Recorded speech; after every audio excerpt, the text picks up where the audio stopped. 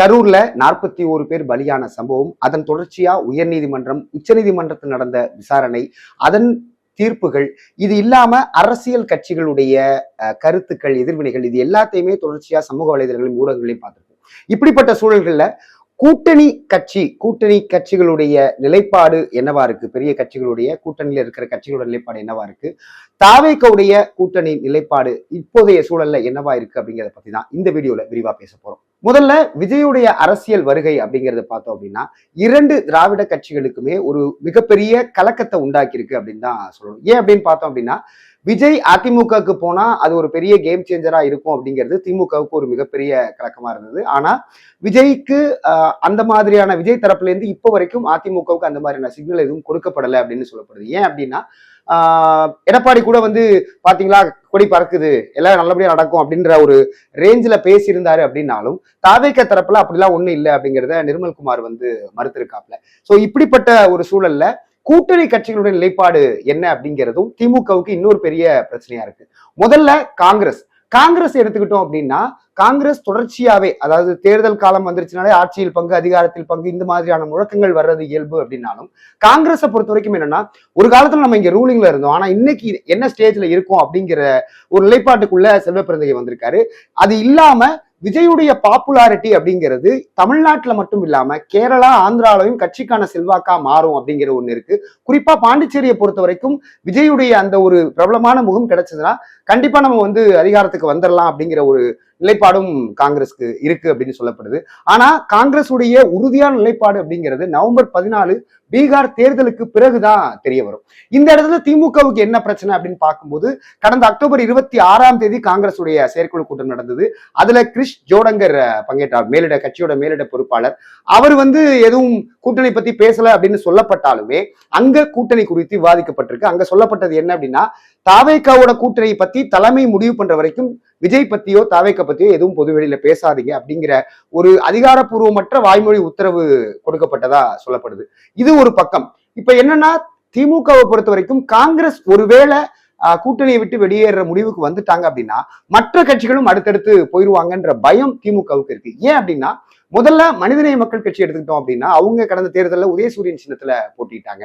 இதனால கட்சியோட அங்கீகாரம் பறி போயிருக்கு. அப்படிங்கிற பட்சத்துல வேற ஒரு கூட்டணிக்கு போனோம் அப்படின்னா அந்த கூட்டணி மூலமா நமக்கு சீட்டுகளும் அதிகமா கிடைக்கும், திரும்ப அந்த கட்சியோட அங்கீகாரத்தை பெற்றலாம் அப்படிங்கிறது ஒரு சின்ன கட்சியான மனிதநேய மக்கள் கட்சியுடைய ஒரு கணக்கா இருக்கு. விசிகாவை பொறுத்த வரைக்கும் என்னன்னா, திமுகவை விட்டு வெளியே வந்துட்டா தனக்கு இன்னும் அதிகமான சீட்டுகள் கிடைக்கக்கூடும், அதன் மூலமா மாநில கட்சிக்கான அங்கீகாரத்தை தக்க வச்சுக்க முடியும், கூடுதல் சீட்டு, தன்னுடைய வாக்கு வங்கியை பலப்படுத்த முடியும் அப்படிங்கிறது ஒரு கணக்கா இருக்கு. இதுவும் திமுகவுக்கு ஒரு பிரச்சனையா இருக்கு. அதே நேரத்துல தூய்மை பணியாளர்கள் போராட்டத்தை நம்ம பார்த்திருப்போம். தொடர்ச்சியா வந்து மத்தியில வந்து பாஜக என்ன பண்ணிட்டு இருக்கோ அதைத்தான் திமுக வந்து மாநிலத்துல பண்ணுது, தொழிலாளர்களுக்கு விரோதமா இருக்குன்றத சிபிஎம் மாநில செயலாளர் சண்முகம் அவர்களே பேசுற அளவுக்கு தான் அந்த கூட்டணிக்குள்ள சில விஷயங்கள், முரண்பாடுகள் இருக்கு அப்படிங்கிறதையும் நம்ம பார்க்க முடியுது. ஆனா ஒட்டுமொத்தமா பார்க்கும்போது இது எல்லாத்தையும் கடந்து இப்ப சமீபத்துல மோடி பேசியிருக்காரு என்னன்னா, தமிழ்நாட்டுல அதுவும் குறிப்பா திமுகவை கார்னர் பண்ற மாதிரி திமுக பேரை சொல்லியே பீகாரிகள் துன்புறுத்தப்படுறாங்க அப்படிங்கிற ஒரு மிகப்பெரிய அரசியல் ரீதியான ஸ்டேட்மெண்ட்டை வந்து கொடுத்திருக்காரு. அப்ப பிஜேபி இங்கே தனக்கு சமமான எதிரியா கருதக்கூடியது யாருன்னா திமுகவை தான். அப்ப ஒரு சாலிடாரிட்டி பேஸ்ல திமுக கூட நம்ம இருக்கணுங்கிற எண்ணமும் விசிக, கம்யூனிஸ்ட் போன்ற கட்சிகளுக்கு இருக்கு. ஆனால் அதே நேரம் காங்கிரஸ்க்கு இன்னொரு விதமான எண்ணம், அதாவது என்னன்னா, ராகுல் காந்தி தான் அதை முடிவு பண்ற இடத்துல இருக்காப்ல.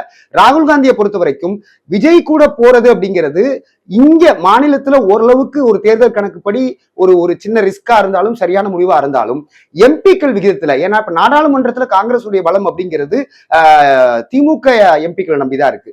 அதனால ராகுல் காந்தி கொஞ்சம் ஒருவித தயக்கம் காட்டுறதா சொல்லப்படுது.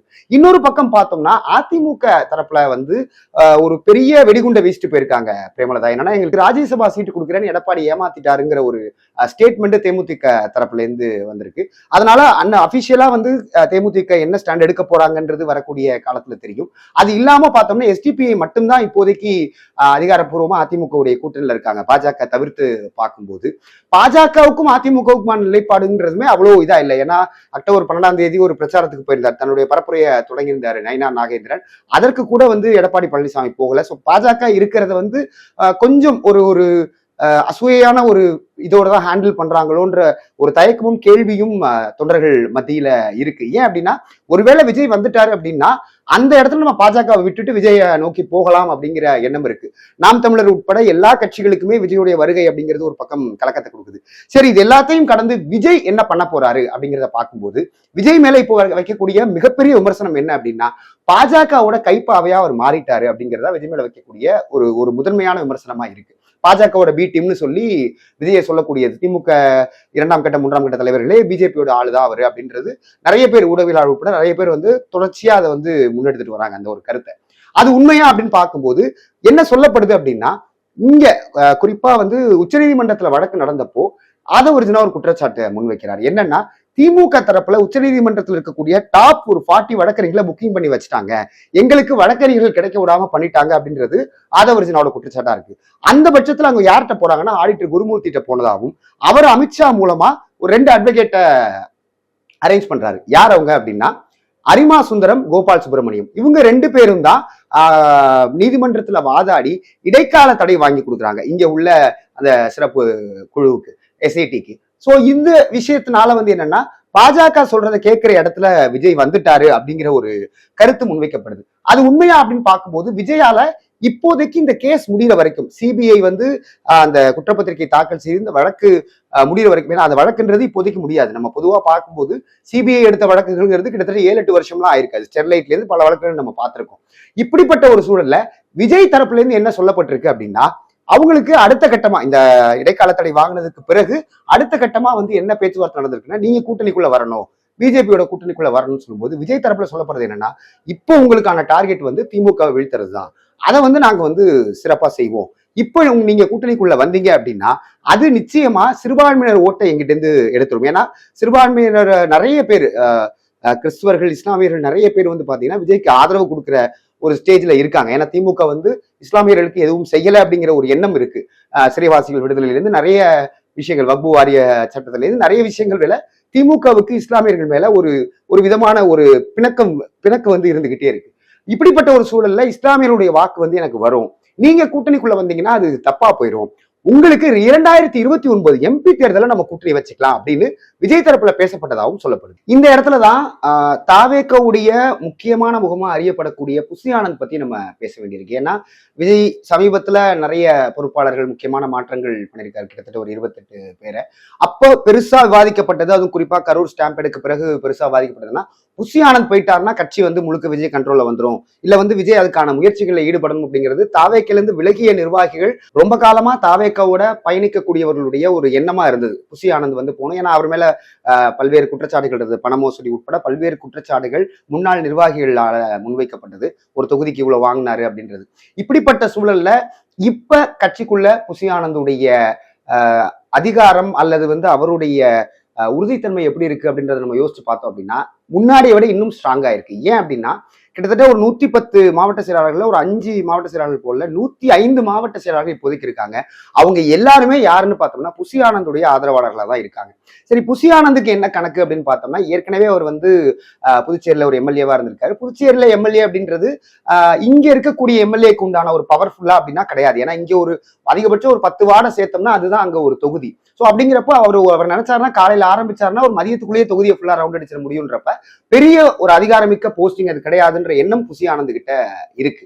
இன்னொன்னு, 2006 அவர் கட்சிக்கு வந்ததுல இருந்து இப்போ வரைக்கும் பாத்தீங்கன்னா அவருடைய செல்போன் 16 நாட்கள் தொடர்ச்சியா அணைத்து வைக்கப்பட்டது அப்படிங்கிறது இந்த கரூர் ஸ்டாம்பேடுக்கு பிறகுதான். அதுவும் ஜான் ஆரோக்கியசாமி அவருடைய ஒரு அறிவுறுத்தலின் பேர் தான் பண்ணதா, அவர் செல்போனை சுவிச் ஆஃப் பண்ணதா சொல்லப்படுது. கொஞ்ச நாளைக்கு சுவிச் ஆஃப்ல இருங்க, தலைமறைவா இருங்க அப்படின்றது அறிவுறுத்தலின் பேர்ல அது நடந்ததா சொல்லப்படுது. மற்றபடி பார்க்கும்போது மாவட்ட செயலாளர்கள் எந்த ஒரு பிரச்சனைனாலும் நேரடியா விஜயை தொடர்பு கொள்ள முடியாது. தங்களுக்கான ஒரு காது கொடுக்கக்கூடிய கட்சியின் முகமா இருக்கிறது யாரு அப்படின்னு பார்த்தோம்னா புசி ஆனந்த் தான். சோ அந்த வகையில புசி ஆனந்துக்கு கட்சியின் மீதான பிடி அப்படிங்கிறது முன்னாடி இருந்ததை விட இப்ப கொஞ்சம் இன்னுமே நல்லா ஸ்ட்ராங்கா இருக்கு அப்படின்றதுதான் சொல்லப்படுது. அவருடைய அடுத்த கட்ட திட்டம் என்ன அப்படின்னு பார்த்தோம் அப்படின்னா, என்ஆர் காங்கிரஸோடைய அப்படியே ஒரு டைப் பண்ணி புதுச்சேரியில ஒரு எம்பி சீட்டு வாங்கிடணும் அப்படிங்கிறதுல புசி ஆனந்த் ரொம்ப இதா இருக்காரு. இவருக்கு பினான்சியலா ஆதவர்ஜுனா சப்போர்ட் பண்றாரு, அப்படி சப்போர்ட் பண்றதா வாக்குறுதி அளிச்சிருக்கிறதாவும் சொல்லப்படுது. ஏன் அப்படின்னா ஆதவர்ஜுனாவுடைய கனவும் கிட்டத்தட்ட அதுதான். விசிகால அவர் இருந்தப்போ எம்பி சீட்டுக்கு நான் எவ்வளவு கோடி வேணா பணம் கொடுக்குறேன், எனக்கு ஒரு எம்பி சீட்டு கொடுங்கன்னு ஒரு டிமாண்ட் வச்சதாகவும் அதை மறுத்தது தொடர்ச்சியாதான் அவர் கட்சியை விட்டு வெளியே வந்ததாகவும் ஒரு தகவல் இருக்கு. இப்படிப்பட்ட சூழல்ல தற்போது தாவேக்காவுடைய டெல்லி லாபியுடைய முகமா ஆதவ அர்ஜுனா இருக்காப்ல. இப்ப இந்த பிரைவேட் ஜெட்டு வச்சு போனதா இருக்கட்டும், ஏன்னா இப்ப இங்க உச்சநீதிமன்றத்தில் நடந்த வழக்கை பொறுத்த வரைக்கும் பாத்தீங்கன்னா ஒரு நாளைக்கு வழக்கறிஞருடைய தொகையை கட்டணமே வந்து பார்த்தோம்னா 25 முதல் 30 லட்சம் வரைக்கும் வருது. இந்த தொகையை வந்து ஆதவ அர்ஜுனா தான் கொடுத்திருக்காரு. விஜயை பொறுத்த வரைக்கும் தன்னுடைய காசு எதுவும் இழக்கக்கூடாதுன்ற ஒரு நிலைப்பாட்டுல அவர் உறுதியா இருக்கிறதா சொல்லப்படுது. சோ கட்சியை பொறுத்த வரைக்கும் டெல்லிக்கான எல்லா செலவையும் அவர் பண்றாரு. நாளைக்கு ஒருவேளை விஜயே இல்லை அப்படின்னா கூட தன்னால பாஜக பேசி ஒரு எம்பி சீட்டோ அல்லது ராஜ்யசபா சீட்டோ வாங்கிட முடியும் அப்படிங்கிற நம்பிக்கையில ஆதவ அர்ஜுனா இருக்காரு. சரி, இப்ப இந்த கரூர் ஸ்டாம்பேடை பொறுத்த வரைக்கும் அது தொண்டர்கள் மத்தியில ஏதாவது பாதிப்பை ஏற்படுத்தியிருக்கா அப்படின்னா, விஜய் தரப்பை பொறுத்த வரைக்கும் தொண்டர்களை பத்தி அவங்களுக்கு பெருசா ஒரு போக்கஸ்டான ஒண்ணு எந்த ஒரு தீமோ இல்ல அவங்கள அரசியல் படுத்தணும்ன்ற எண்ணமோ கிடையாது. அவங்கள பொறுத்த வரைக்கும் என்ன ஏதுனே தெரியாம விஜய்க்கு கண்மூடித்தனமா சப்போர்ட் பண்ணக்கூடிய அவங்களுடைய ரசிகர்கள் தான். அப்படி பார்க்கும்போது விஜய்க்கான அந்த ஒரு கிரேஸ் அப்படிங்கிறது இந்த கரூர் ஸ்டாம்பேடுக்கு பிறகு கம்மியாகல, இன்னும் சொல்ல போனா ஜாஸ்தியா தான் ஆயிருக்குன்னு சொல்லப்படுது. ஏன் அப்படின்னா கரூர் சம்பவத்துல இறந்தவங்களுடைய அம்மா அப்பா அவங்களுடைய சொந்தக்காரங்க பேசினதே பார்த்தா அது நிறைய சமூக வலைத்தளங்கள்ல ட்ரால் செய்யப்பட்டது. பாரு, ஒரு குழந்தை இறந்திருக்கு, அந்த ஒரு இது கூட இல்லாம பேசுறாங்க, விஜயை பார்த்துட்டோன்னு பேசுறாங்க அப்படின்னு. அப்போ இங்க வந்து என்னன்னா அந்த பிம்ப அரசியல் அப்படிங்கிறது, அதாவது ஒரு விஜய் மேல இவ்வளவு கிரேஸா இருக்கக்கூடிய ஒரு போக்கு அப்படிங்கிறதுக்கு எல்லாரும் தான் காரணம் அப்படிங்கிற ஒரு விஷயமும், அது திராவிட சினிமாவை எப்படி யூஸ் பண்ணுச்சு, எம்ஜிஆரை வந்து திமுக எப்படி யூஸ் பண்ணுச்சு, திராவிடத்துக்கும் சினிமாவுக்குமான தொடர்பு அப்படின்னு தொடர்ச்சியா பல விவாதங்கள் சமூக வலைத்தளங்கள்ல எழுந்தது. இப்படிப்பட்ட ஒரு சூழல்ல இங்க அதாவது தாவேக்காவை பொறுத்த வரைக்கும் இறுதியா ஒரு விஷயம் சொல்லணும் அப்படின்னா 2026 பொறுத்த வரைக்கும் நமக்கு எந்த கூட்டணியும் தேவையில்லை அப்படிங்கிறதுல அவங்க உறுதியா இருக்காங்க. ஒருவேளை பீகார் ஏற்கனவே சொன்ன மாதிரி பீகார் தேர்தல் முடிவுக்கு பிறகு காங்கிரஸ் உடைய நிலைப்பாட்டுல ஏதாவது மாற்றம் வந்துச்சுன்னா அதுல ஒரு சின்ன சலசலப்பு இருக்கும். இப்படிப்பட்ட ஒரு சூழல்ல தான் விஜய் திரும்பவும் பிரச்சாரத்தை தொடங்குவாரு அப்படின்னு சிடிஆர் நிர்மல்குமார் சொல்லியிருக்காரு. அப்படி பிரச்சாரத்தை தொடங்குறப்போ இது அந்த பிரச்சார பேச்சு அப்படிங்கிறது எப்படி இருக்கும்? ஏன்னா ஏற்கனவே திமுகவுடைய சதி அப்படிங்கிற ஒரு கான்ஸ்பிரசி தியரியை தான் தொடர்ச்சியா தாவேக்க கட்டமைச்சுக்கிட்டு இருக்கு. அப்படி இருக்கிறப்ப திரும்பவும் திமுகவுக்கு எதிராக அவர் பேசுவாரா? அப்படி பேசினாரு அப்படின்னா அது என்ன மாதிரியான எதிர்வினைகளை அரசியல் களத்துல உருவாக்கும்? ஒருவேளை இந்த கூட்டணி கணக்குகள் மாறுமா அப்படிங்கிறத அடுத்தடுத்த அரசியல் நகர்வுல வச்சு நம்ம தெரிஞ்சுக்கலாம்.